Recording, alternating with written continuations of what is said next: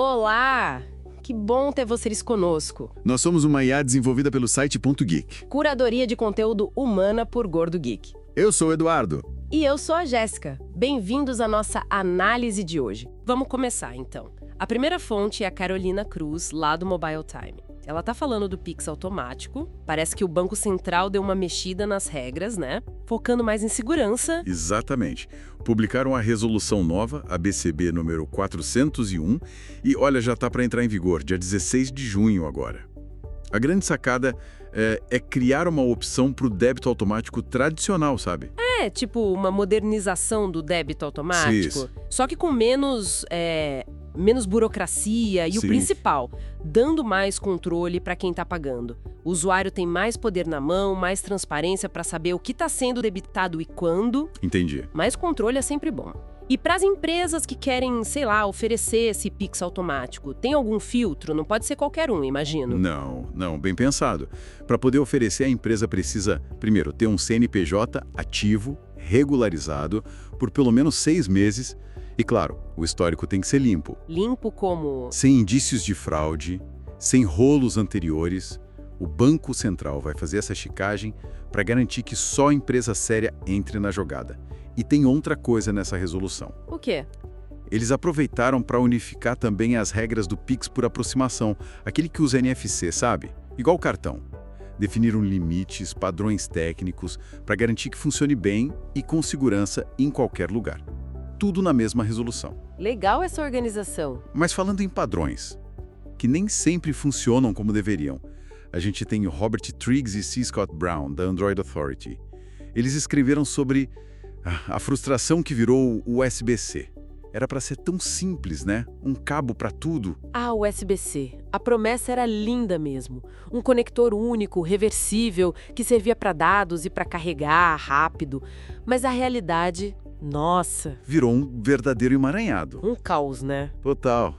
Você tem cabo USB-C que parece igualzinho ao outro, mas um só carrega o celular lentamente, o outro transfere dados numa velocidade mínima, e tem aqueles que fazem tudo super rápidos. Mas como saber qual é qual só olhando? É impossível. Pois é, e nem aqueles selos tipo USB Power Delivery, o PD, ou o tal do USB 4 resolveram de vez. Então ajudaram um pouco, criaram algumas categorias, mas não eliminaram a confusão não. A fragmentação continua enorme. Cada fabricante implementa as especificações do jeito que acha melhor. Às vezes para cortar custo, às vezes para criar uma versão premium mais cara. E de quem é a culpa no final? Dos fabricantes querendo economizar ou dos comitês que criam esses padrões que ninguém entende direito? Olha, é uma combinação de fatores, eu diria. Os comitês definem especificações complexas, com muitas opções. Aí os fabricantes escolhem quais implementar. A própria Apple, quando finalmente adotou o USB-C nos iPhones, manteve a confusão, né? Verdade, o básico é mais lento que o Pro, usando o mesmo cabo. Exatamente. O iPhone básico tem velocidade de USB 2.0 na porta USB-C, enquanto os modelos Pro têm velocidades bem maiores. Então aquela ideia inicial, muito boa, de reduzir o lixo eletrônico com um cabo universal, acaba meio que se perdendo, porque você ainda precisa de vários cabos e carregadores específicos para aproveitar um máximo de cada aparelho. É frustrante sim, com certeza. Mudando agora de assunto dos cabos para dentro de casa. Michael Bisaluco, do Android Policy, levantou uma questão importante: segurança em casas inteligentes. Ele listou 5 pontos onde o pessoal costuma, digamos, escorregar. E são pontos críticos, que merecem atenção redobrada. O primeiro, e talvez o mais básico, é usar senhas fracas. Ou pior ainda, deixar a senha padrão que veio de fábrica no dispositivo. É como deixar a porta de casa aberta, sabe? Um convite para problemas. Nossa, senha padrão é pedir para ter dor de cabeça. Qual o segundo ponto? O segundo é a segurança da rede Wi-Fi. Muita gente conecta tudo na mesma rede, sem cuidado. O ideal hoje é usar o protocolo WPA3, que é o mais seguro disponível. E outra dica de ouro: criar uma rede separada só para os dispositivos de casa inteligente. Uma rede de convidados, talvez, assim eles ficam isolados da sua rede principal, onde estão seus computadores, celulares com dados mais sensíveis. Ah, boa ideia essa da rede separada. Isola o risco, né? E os outros 3 pontos que ele mencionou? O terceiro é manter o firmware dos dispositivos desatualizado. As atualizações não são só para novas funções. Muitas vezes elas corrigem brechas de segurança importantes que foram descobertas. Tem que checar e atualizar sempre. Faz sentido manter tudo em dia. Quarto ponto é a dependência excessiva da nuvem. Muitos dispositivos só funcionam se estiverem conectados aos servidores da empresa. Se a empresa desliga o serviço ou tem uma falha, seu aparelho pode virar um peso de papel caro. Por isso, sempre que possível, é bom ter opções de armazenamento local, como usar cartão SD em câmeras de segurança, por exemplo. Entendi. Ter um backup local, digamos. E o quinto? O quinto é a falta de proteção física, especialmente para câmeras que ficam do lado de fora de casa. Não adianta ter a senha mais forte do mundo se alguém pode simplesmente ir lá, alcançar a câmera e arrancá-la da parede ou virá-la para o lado.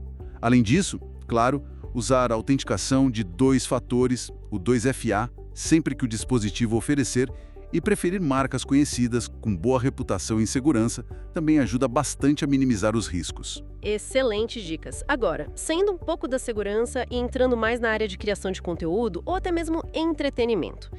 Edição de vídeo no celular. A Megan Ellis, lá na Android Authority, contou que fez uma troca curiosa de aplicativos. Ela usava o CapCut, que é super popular. Sim, muita gente usa o CapCut. E ela trocou pelo Edits, um app da Meta. E parece que ela gostou bastante da experiência. Pois é, ela ficou bem impressionada. E o principal motivo, segundo ela, é que o Edits é gratuito e oferece muitos recursos que normalmente você só encontra em versões pagas de outros aplicativos. Coisas como legendas automáticas, que facilitam demais a vida de quem cria conteúdo. Diferentes, criativas, e um ponto que ela destacou bastante: a exportação em alta qualidade, até 4K 60 quadros por segundo e sem aquela marca d'água chata que muitos apps gratuitos colocam. Para quem faz vídeo para o Instagram, o Reels, parece ser uma ferramenta bem poderosa mesmo. Interessante, gratuito e com tudo isso, mas sendo da Meta, a gente sempre fica meio com o pé atrás, né? Tem algum ponto negativo? Tem sim, ela pontuou alguns. Primeiro, para usar o Edits, você obrigatoriamente precisa ter uma conta do Instagram. Isso pode não ser ideal para todo mundo. Segundo, ela e outros usuários relataram que o processo de exportar o vídeo final pode ser um pouco lento às vezes. Exportação lenta pode atrapalhar, dependendo da urgência. Exato. E o terceiro ponto é aquela pulga atrás da orelha que você mencionou. Por ser um produto da Meta, existe sempre a possibilidade de mudanças no futuro. Quem garante que vai continuar gratuito para sempre? Podem introduzir anúncios ou começar a cobrar por alguns recursos mais avançados. É um risco. Por isso, a autora até sugere alternativas, caso o Edits não seja a melhor opção para alguém. Ela cita o InShot, o Adobe Express e o VN Video Editor como boas alternativas no mercado. Bom saber das alternativas também. Falando em aplicativos úteis, mas agora voltado para quem gosta de ler. O pessoal do Engadget publicou uma lista bem legal, recomendações de apps para diferentes jeitos de consumir livros. Essa lista é ótima. Bem diversificada, para quem lê em vários formatos. Eles começam te destacando o Libro FM para audiolivros. O diferencial do Libro FM é bem bacana. Parte do dinheiro da sua assinatura ou compra vai diretamente para uma livraria independente que você escolhe. É um jeito de apoiar o comércio local. Que legal! Apoiar as livrarias pequenas é importante, com certeza. E outro ponto positivo: os audiolivros do Libro.fm são DRM Free, ou seja, sem aquelas travas digitais. Você baixa o arquivo e pode ouvir em qualquer aplicativo, em qualquer dispositivo, sem depender da plataforma deles. Para e-books, a sugestão é o aplicativo do bookshop.org, que tem uma filosofia parecida, de apoiar livrarias físicas independentes com uma parte das vendas. Muito bom ver essa preocupação com o ecossistema do livro. E para quem não compra, mas pega emprestado na biblioteca. Ou para quem já tem os seus próprios arquivos. Também tem dicas para esses casos. Para quem usa o sistema de bibliotecas públicas, o aplicativo recomendado é o Lib.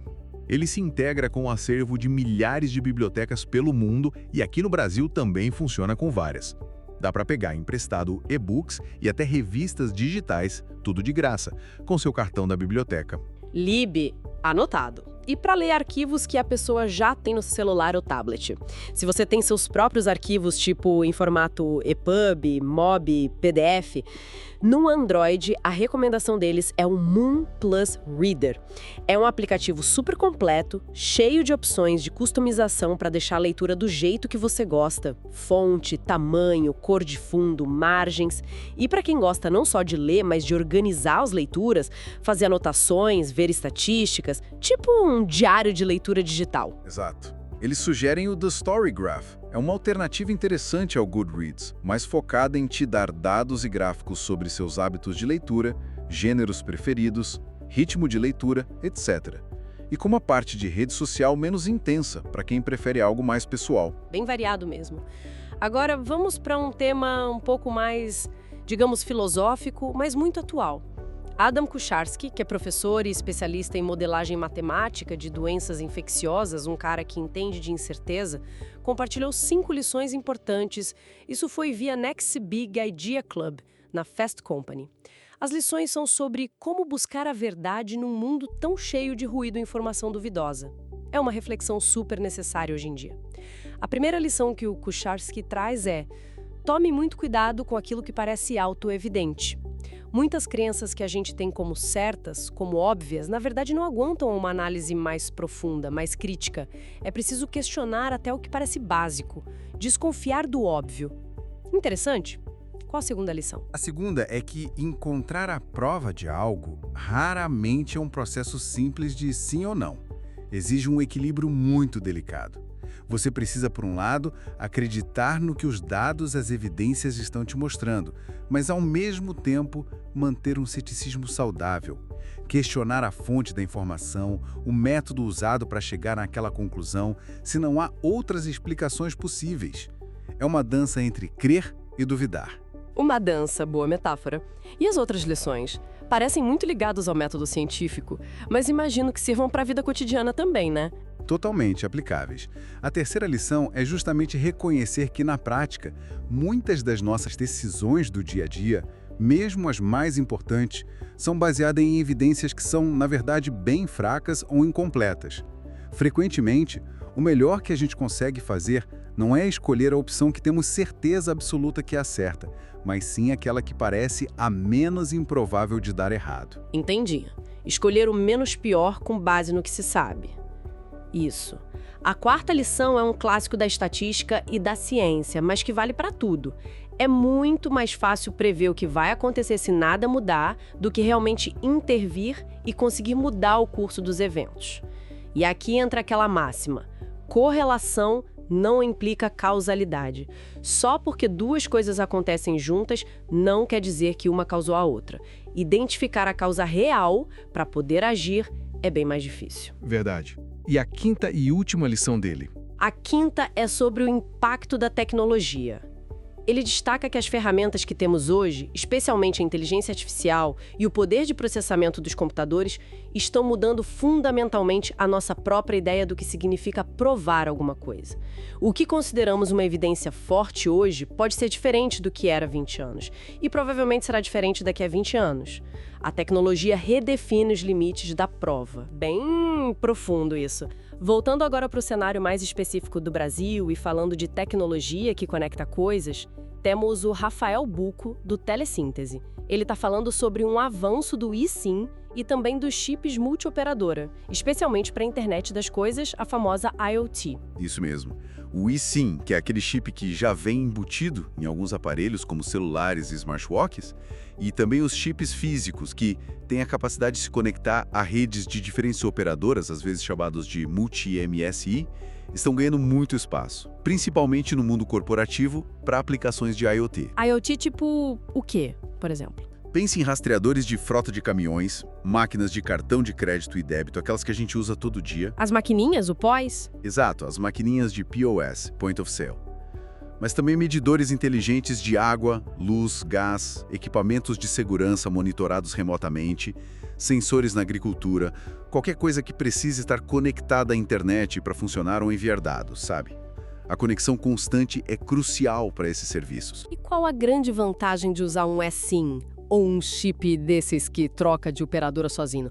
É só para não ter que ir lá trocar o chip fisicamente? Essa é uma grande vantagem, a logística de não precisar trocar o chip. Mas vai além. A principal vantagem é a flexibilidade e principalmente a resiliência da conexão. Com um eSIM ou um chip multioperadora, a empresa pode trocar o provedor de conectividade remotamente sem mandar um técnico para o local. E mais importante, se o sinal de uma operadora estiver ruim ou indisponível em determinada região, o chip pode automaticamente buscar a rede de outra operadora que esteja funcionando ali. Garante que o dispositivo não fique offline. Ah, isso é ótimo. Garante a conexão contínua. Exatamente. Empresas como a Virtuais, a Core Wireless, a eSay, já estão oferecendo essas soluções aqui no Brasil, focadas nesse mercado de IoT. E tem um dado interessante da Lyra M2M que o artigo cita, eles estimam que só no mercado de maquininhos de cartão, o uso de eSIM poderia gerar uma economia de cerca de 120 milhões por ano.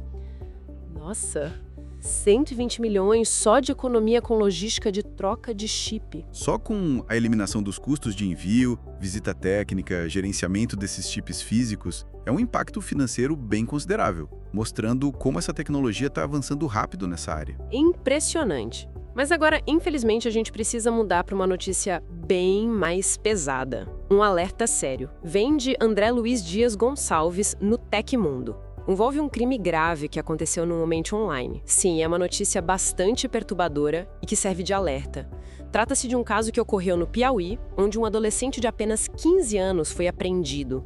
Ele estava usando a plataforma Discord, que é muito popular entre jovens e gamers, para fazer coisas terríveis, promover atos de violência extrema e praticar o que a reportagem e as autoridades chamam de estupro virtual. Estupro virtual? Esse termo é chocante. O que exatamente isso significa nesse contexto? Como funciona? É um termo que descreve uma forma de violência sexual que acontece online sem o contato físico direto. O agressor usa táticas de coerção, ameaça, chantagem, manipulação psicológica para forçar a vítima a realizar atos de natureza sexual contra a própria vontade ou a produzir e enviar imagens íntimas. É uma violação gravíssima que acontece no ambiente digital. Meu Deus. E como esse adolescente agia? Segundo a investigação, ele usava dados da própria avó para criar perfis falsos e dificultar a identificação. A partir daí, ele coagia as vítimas, muitas delas também menores de idade.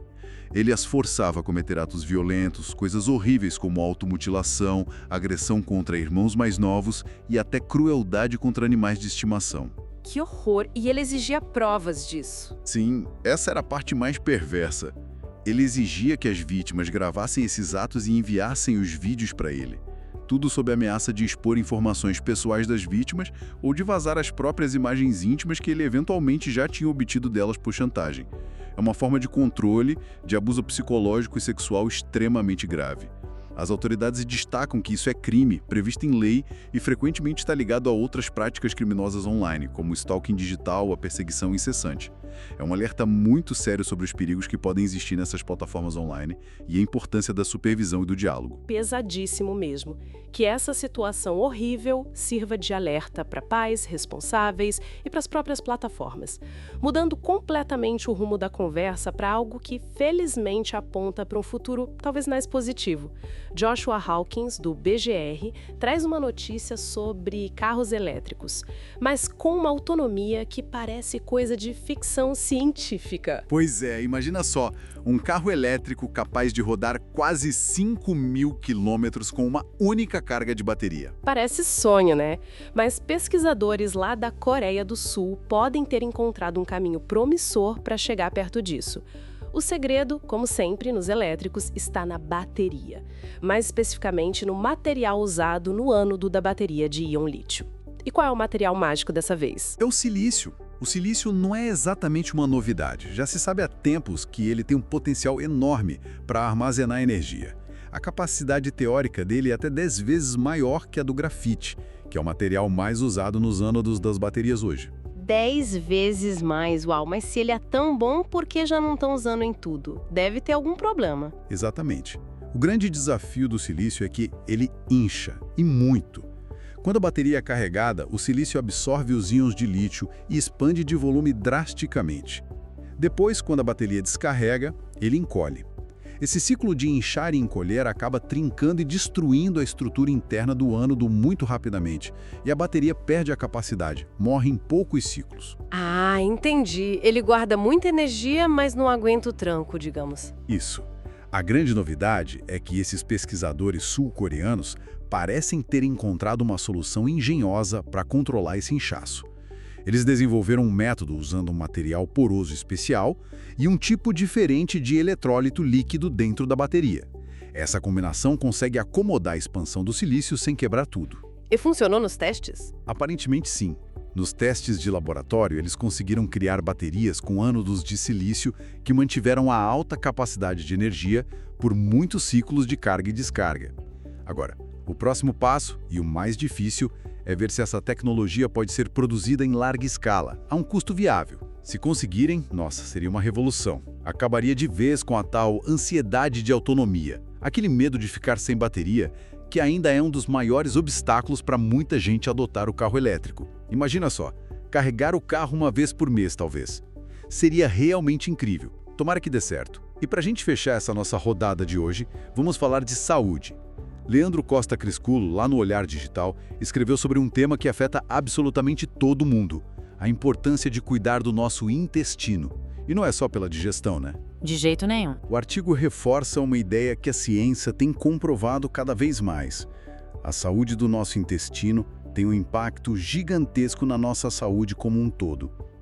Não só na digestão, mas na imunidade, no humor, na energia, até na saúde mental. Sabe aquela sensação de inchaço constante, muitos gases ou até um cansaço inexplicável, dificuldade de concentração? Muitas vezes, a raiz do problema pode estar lá no intestino, no desequilíbrio do nosso microbioma. Microbioma. São as bactérias que vivem lá, né? O tal segundo cérebro. Exatamente. Essa comunidade imensa e complexa de trilhões de bactérias, fungos, vírus e outros micróbios que habitam o nosso trato digestivo.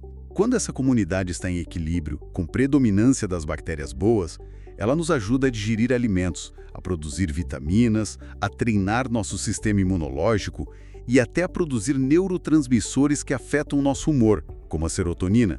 Mas quando há um desequilíbrio com o excesso de bactérias ruins, podem surgir vários problemas. Entendi. E o que a gente pode fazer no dia a dia para manter esse microbioma feliz e equilibrado? A alimentação deve ser chave, né? Com certeza, a alimentação é o fator número 1. O artigo destaca a importância de uma dieta rica em alimentos fermentados. Iogurte natural, kefir, kombucha, chucrute, eles são cheios de probióticos, que são as próprias bactérias benéficas vivas. Além disso, é fundamental consumir muitas fibras. Fibras de onde? Vindas de grãos integrais, legumes, verduras, frutas. As fibras servem de alimento para as bactérias boas. São os pré-bióticos e também os polifenóis, que são compostos antioxidantes encontrados em abundância em frutas vermelhas, chá verde, cacau amargo, azeite de oliva. Eles também ajudam a modular positivamente o microbioma. Então, mais comida de verdade, menos industrializados. Basicamente isso. É crucial reduzir o consumo de alimentos ultraprocessados, que são pobres em nutrientes e fibras e muitas vezes cheios de aditivos que podem prejudicar o intestino. Diminuir também o açúcar refinado, os adoçantes artificiais que podem desequilibrar as bactérias e o consumo excessivo de álcool. Além da dieta, outros hábitos são importantes. Dormir bem, controlar o estresse, praticar a atividade física, tudo isso influencia a saúde intestinal e, por tabela, nosso bem-estar geral. Cuidar do intestino é cuidar da saúde como um todo.